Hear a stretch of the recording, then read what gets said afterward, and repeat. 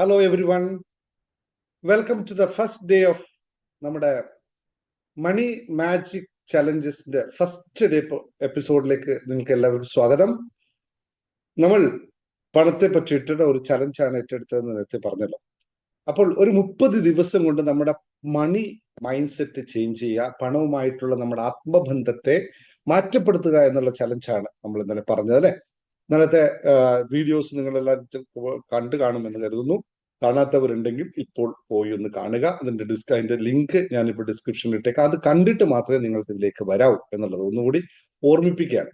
കാരണം അതിൽ എന്താണ് ചെയ്യാൻ പോകുന്നത് എന്ന് ഞാൻ വ്യക്തമായി പറഞ്ഞിട്ടുണ്ട്, അതുകൊണ്ടാണ്. അപ്പോൾ ഇന്ന് ഒന്നാം ദിവസത്തെ നിങ്ങളുടെ മാന്ത്രിക ധനം അല്ലെങ്കിൽ 30 ദിവസ സമൃദ്ധിയിലേക്കുള്ള യാത്രയില് ഒന്നാം ദിവസത്തിലേക്ക് നിങ്ങൾ കടക്കുകയാണ്. അപ്പോൾ എല്ലാവരും എൻ്റെ കൂടെ യാത്രക്ക് തയ്യാറാണല്ലോ? Are you ready?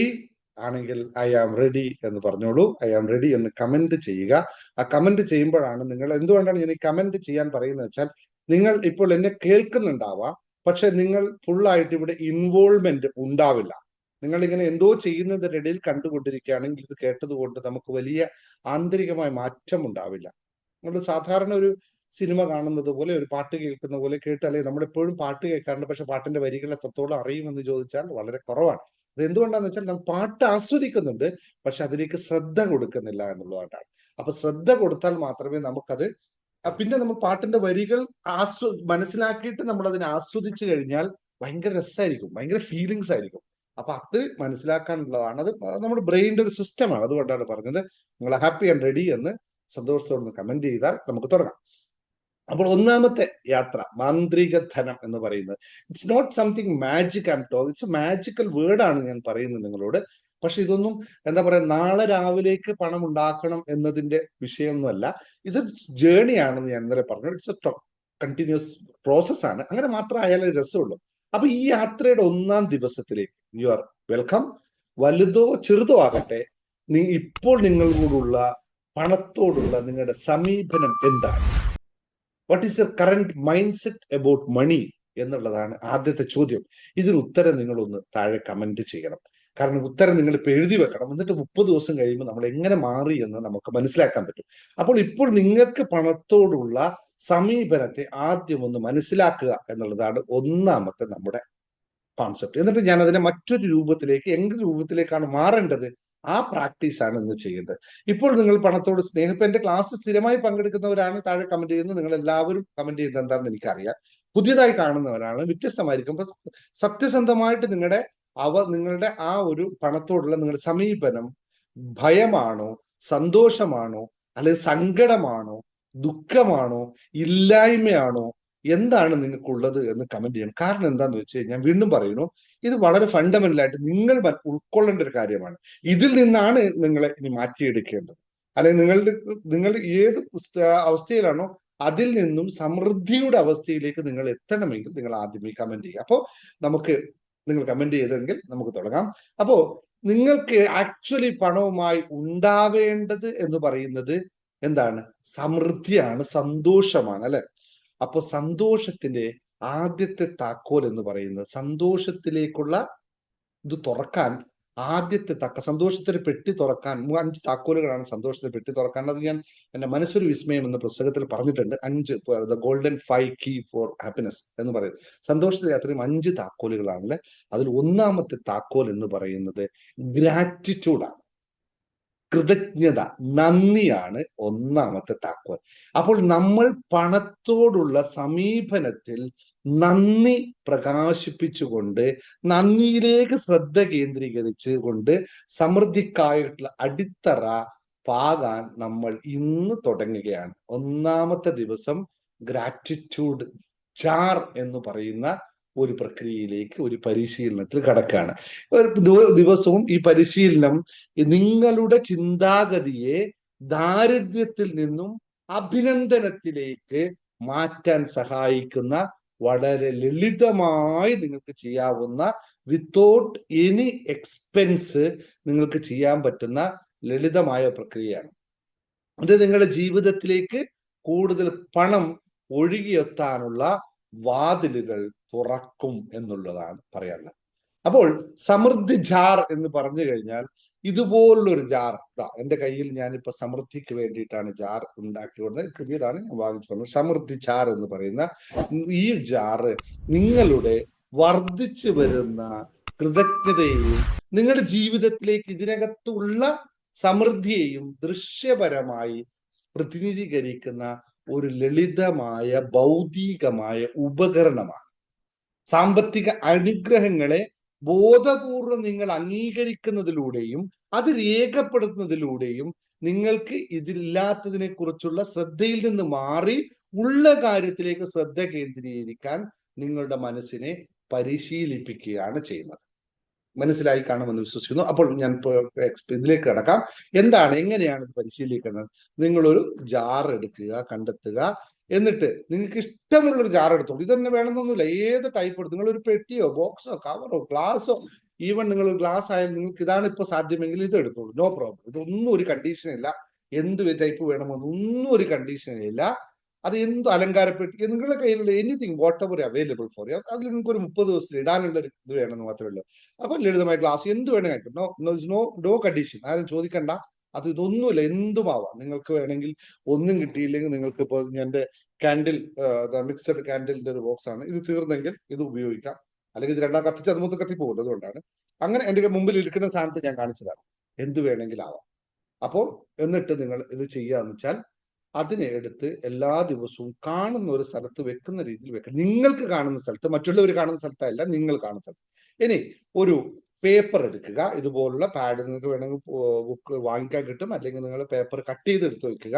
ചെറിയ ചെറിയ പേപ്പർ, നമുക്ക് വലുത് വേണ്ട. ഇതിപ്പോ ഞാൻ ഇത്രയും വലുതാണ് എൻ്റെ ഉള്ളത്, ഇത്രയും വേണ്ട. ഇതൊരു 4ആയിട്ട് ഭാഗിച്ചെടുക്കാം. 4 പീസായിട്ടൊക്കെ 4ഓ 5ഓ എത്രയാണെന്ന് വെച്ചാൽ നിങ്ങൾ ഭാഗിച്ചെടുത്തോ. നിങ്ങൾക്ക് വേണ്ട രീതി. ഇതൊന്നും ഒരു കണ്ടീഷനും ഇല്ല കേട്ടോ. അതങ്ങനെയാണോ ഇങ്ങനെയാണോ ഒന്നും ചോദിച്ചേക്കരുത്. ഒരു കണ്ടീഷനും ഇല്ല. ഈ സാധനത്തെ എടുത്തതിന് ശേഷം നിങ്ങൾ എന്ത് ചെയ്യണത്? ദിവസവും മിനിമം 5എങ്കിലും പണവുമായി ബന്ധപ്പെട്ട നന്ദിയുള്ള കാര്യം ഇതിൽ എഴുതണം. അത് എപ്പോൾ എഴുതണം എന്നും ഞാൻ പറയുന്നില്ല. നിങ്ങൾക്ക് എപ്പോഴാണോ സമയം കിട്ടിയത്, പക്ഷെ എഴുതിയിരിക്കണം രാത്രി ഉറങ്ങുന്നതിന് മുമ്പ് എന്ന് മാത്രമേ ഉള്ളൂ. പണത്തെക്കുറിച്ചുള്ള സാമ്പത്തിക ഭദ്രതയെക്കുറിച്ചോ ഇന്ന് നിങ്ങൾക്ക് യഥാർത്ഥത്തിൽ നന്ദിയുള്ള 5 കാര്യങ്ങളെ ഒരു ചിന്തയുമില്ല, ചിന്തിച്ചൊന്നും എഴുതരുത്.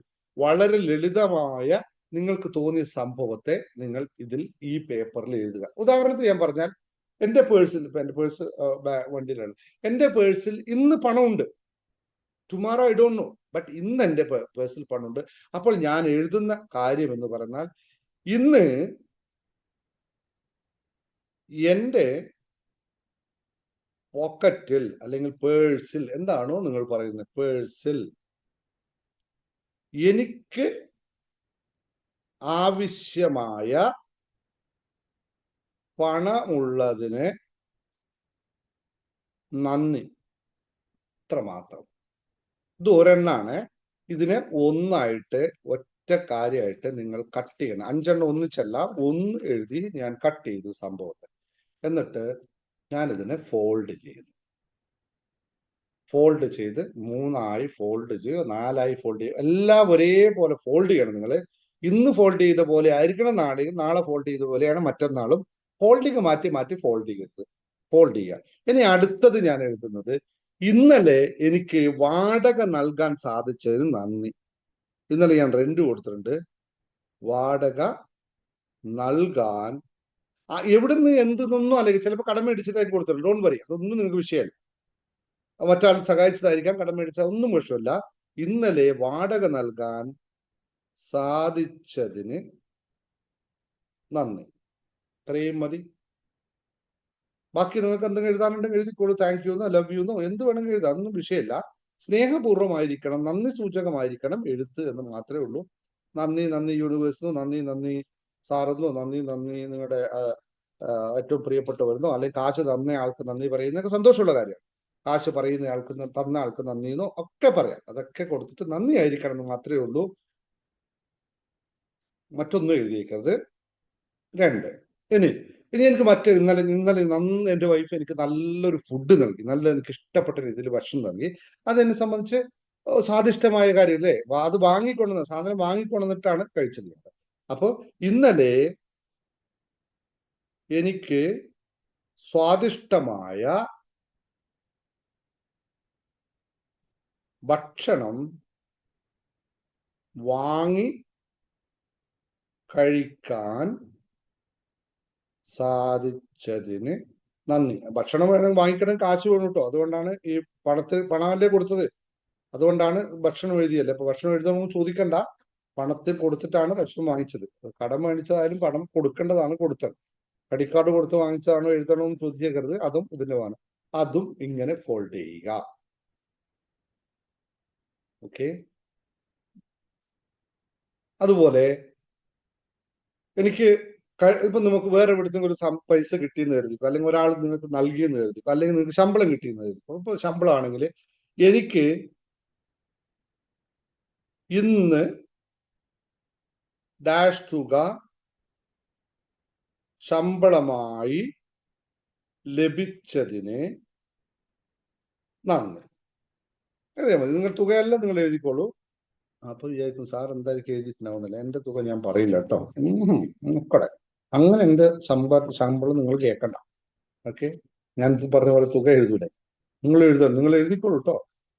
ഓക്കെ, അതും ഇതുപോലെ കട്ട് ചെയ്യുക. അങ്ങനെ 5 എണ്ണം കട്ട് ചെയ്ത്, മിനിമം 5, നിങ്ങൾ 10 15 എഴുതിക്കോളൂ കേട്ടോ. ഞാൻ കഴിഞ്ഞ പ്രാവശ്യം കുട്ടികളുടെ ക്ലാസ്സിൽ ഇത് പറഞ്ഞപ്പോ അവർക്ക് ഭയങ്കര ഹാപ്പി ആയിരുന്നു. അവരെല്ലാം ഇതുപോലെ എഴുതി ജാറുമായിട്ട് ലാസ്റ്റ് വന്നിരുന്നു. ഞാൻ തൽക്കാലം വീഡിയോ സമയത്ത് 5 എണ്ണം എഴുതുന്നു, ബാക്കി ഒരെണ്ണം പിന്നെ എഴുതാം. അപ്പോ ഇത് മടക്കി ജാറിൽ നിക്ഷേപിക്കുക, ജാർ അടച്ചു വെക്കുക. അപ്പൊ ഇപ്പോൾ നിങ്ങൾ എഴുതിയത്തേക്ക് നിങ്ങൾക്ക് നല്ലൊരു സന്തോഷം അനുഭവിച്ചല്ലോ, കൃതജ്ഞതാബോധം അനുഭവിച്ചല്ലോ. നിങ്ങൾ അനുഭവിക്കുക, സമൃദ്ധി അനുഭവിക്കുക. ഇത് നിങ്ങൾ മൂന്നാമത്തെ ഇതിൽ വെച്ചതിന് ശേഷം 4ാമത്തെ കാര്യം നിങ്ങൾ മറക്കാതിരിക്കേണ്ടത് ഈ സംഭവത്തെ നിങ്ങൾ അംഗീകരിക്കുക എന്നുള്ളതാണ്, അല്ലെങ്കിൽ അനുഭവിക്കുക എന്നുള്ളതാണ്. കൃതജ്ഞത എന്ന വികാരം നിങ്ങൾ ശരിക്കും അനുഭവിക്കാൻ ഈ നിമിഷം ഇരിക്കുക. 1 മിനിറ്റ് കണ്ണടച്ചിരുന്നിട്ട് ആഹഹ മനോഹരമായിട്ട് ആ കൃതജ്ഞതയെ അങ്ങ് അംഗീകരിക്കുക. ഇത് കേവലം ഒരു ഭൗതിക വ്യായാമം മാത്രമല്ല, പണത്തെക്കുറിച്ചുള്ള നിങ്ങളുടെ വൈകാരികമായ അവസ്ഥയെ സ്വാധീനിക്കുന്ന, മാറ്റുന്ന അവസ്ഥയെ അത് ശരിക്കും അനുഭവിക്കുക എന്നുള്ളതാണ്. ഇത് 4 സ്റ്റെപ്പുകൾ മാത്രമേ ഉള്ളൂ ചെയ്യാൻ. അപ്പോൾ ഇവിടെ മനസ്സിലാക്കേണ്ട ഇത്രയേ ഉള്ളൂ. ഇതെങ്ങനെയാണ് പ്രവർത്തിക്കുന്നത് എന്ന് കൂടി പറഞ്ഞ് ഞാൻ കൺക്ലൂഡ് ചെയ്യാം. കൃതജ്ഞത തുടങ്ങുന്നതിലൂടെ നിങ്ങൾ ഉടൻ തന്നെ ദാരിദ്ര്യ ചിന്താഗതിയിൽ നിന്നും മാറുന്നു എന്നുള്ളതാണ്. ഈ കുറിപ്പ് ഇത് നിങ്ങൾ എഴുതുമ്പോൾ, നിങ്ങൾ ഇങ്ങനെ പേപ്പർ എഴുതിക്കൊണ്ടിരിക്കുമ്പോൾ നിങ്ങൾ അത് ഭൗതികമായിട്ടുള്ള ഒരു അക്സെപ്റ്റൻസിലേക്ക് പോവുകയും നിങ്ങളുടെ ഉദ്ദേശത്തിനായി ഒരു ശക്തമായ അടിത്തറ നിങ്ങൾ ഉണ്ടാക്കുകയും ചെയ്യും. ഇത് ബ്രെയിൻ ഓട്ടോമാറ്റിക് സംഭവിക്കുന്ന കാര്യമാണ്. അപ്പോൾ അടുത്ത 30 ദിവസത്തിൽ നിങ്ങളുടെ ജാറ് നിറയുന്നത്രയും എഴുതുക. ഇത് നിങ്ങളുടെ ജീവിതത്തിൽ വർദ്ധിച്ചു വരുന്ന സമൃദ്ധിയുടെ ദൃശ്യപരമായിട്ടുള്ള ഒരു വിഷ്വലൈസേഷൻ പവറായി വരുമ്പോൾ എനിക്ക് ഇത്രയൊക്കെ ഉണ്ടായിരുന്നല്ലേ എന്ന് നമുക്ക് 30 ദിവസം കൊണ്ട് ഇവിടെ വെക്കണം. അപ്പോൾ നിങ്ങളുടെ നല്ല വിശ്വാസങ്ങളെ ശക്തിപ്പെടുത്തുക എന്ന് മാത്രം ഓർമ്മിപ്പിച്ചുകൊണ്ട് ഞാൻ ഇവിടെ അവസാനിപ്പിക്കുന്നു. ചാനൽ സബ്സ്ക്രൈബ് ചെയ്യാൻ മറക്കാതിരിക്കുക. ഇത് നിങ്ങളുടെ ചങ്കുകൾക്ക് അയച്ചു കൊടുക്കാൻ മറക്കാതിരിക്കുക. നിങ്ങളുടെ ഇപ്പോൾ നിങ്ങൾ കേൾക്കുമ്പോൾ നിങ്ങൾക്കുണ്ടായ ആ ഒരു വികാരത്തെ ടൈപ്പ് ചെയ്യാൻ മറക്കാതിരിക്കുക. അപ്പോൾ സമൃദ്ധിയുടെ ആദ്യ വിത്ത് നമ്മൾ ഇന്ന് നട്ടു കഴിഞ്ഞിരിക്കുന്നു. ഇനി അത് വളരട്ടെ. അതിന് അടുത്ത ദിവസങ്ങൾ നമുക്കതിന് ജലവും, ആവശ്യത്തിന് ജലവും വെളിച്ചവും ഒക്കെ ചൂടുമൊക്കെ നൽകി നമുക്ക് മുന്നോട്ട് കൊണ്ടുപോകാം. ആ ചെടിയെ നമുക്ക് വളർത്താം. അപ്പോൾ പണത്തെക്കുറിച്ച് നിങ്ങൾക്കുള്ള നന്ദിയുള്ള കാര്യം ഒന്നുകൂടി ഓർക്കുക, എഴുതുക. Just keep your comments. Thank you very much. Dinesh Mohan signing off. Thank U.